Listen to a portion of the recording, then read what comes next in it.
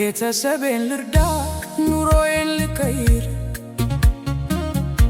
ብሎ ተሰደደ ወጣት ከእናት አገር። እህቴ በሰው ቤት ወገቧን ሊሰበር፣ ወንድሜ በበረሃው ጉልበቱ ሲደፈር፣ ሲመሽ ሲነጋ ሲደክሙ ሲለፉ ለራሳቸው ሳይሆን ለሰው ተረፉ። ዋይ አይ ስደት ዋይ ስደት ይሄ ምን ይባላል? ወጣትነትን ቆርጥሞ ይበላል።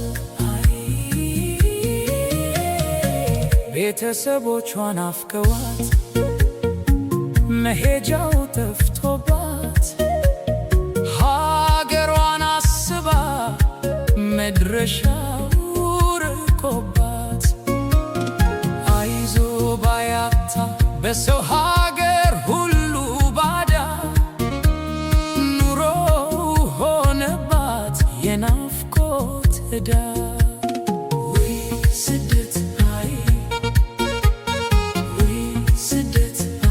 ሰራው ሲል የሌለው ኪሱ ሁሌ ባዶ፣ ላቡን በላው ደላላ ሆኖበት ማገዶ።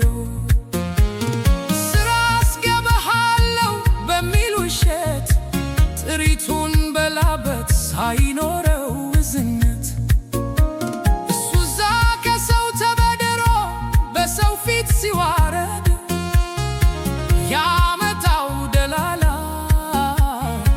በሱ ላብ ሲነግድ፣ አምላክ ይፋረደው በደረሰው ስቃይ፣ የድሃን ባከቶ